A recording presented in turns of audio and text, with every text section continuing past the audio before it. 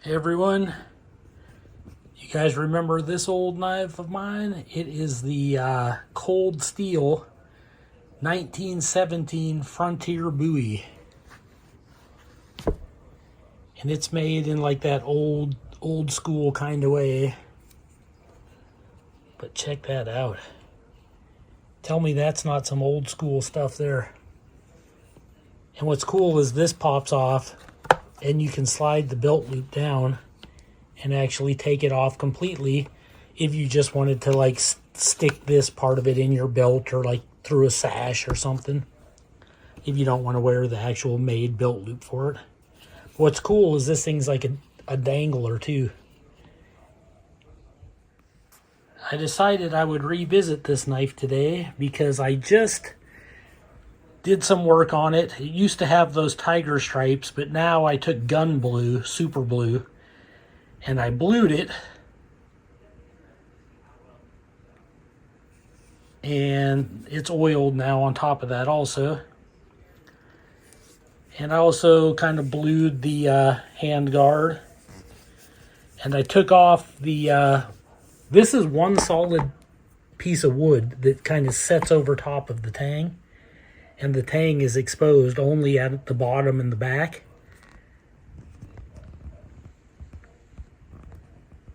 But you can see that's pretty neat.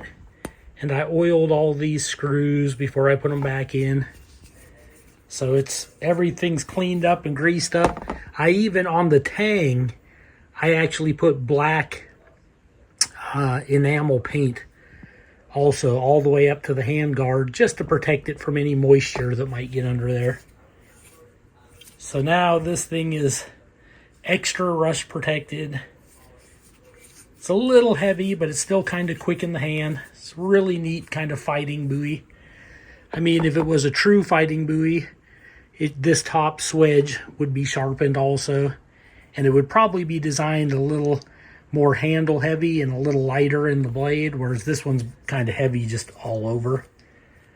But still, you can use it. It's still pretty quick. But yeah, I just liked how that bluing turned out.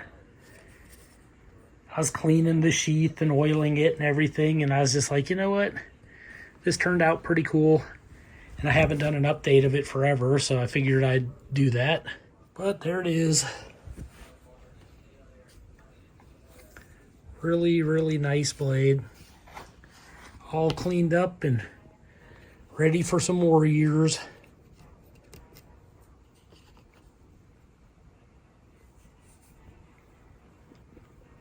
There are some bad versions of this I've seen on Amazon, so if you decide to purchase one, make sure you get it from a reputable dealer.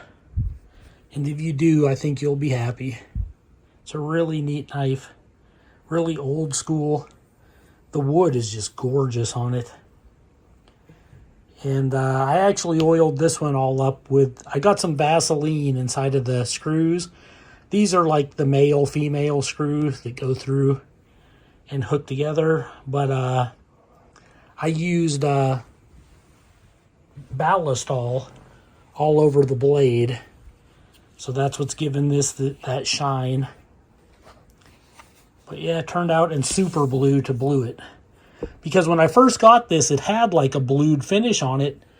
And I had it stored away, oiled up really well, but I come back to check on it one day and it was just rusted everywhere. And there was no excuse for it because it was stored properly.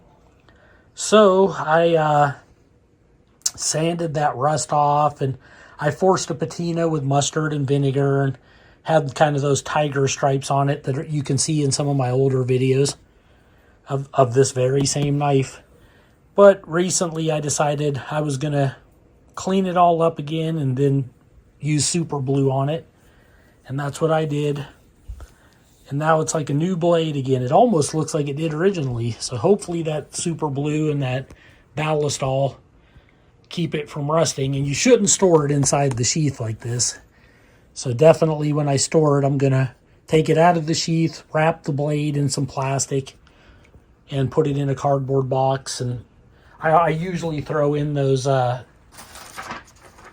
Celita packets for keeping the moisture beat down.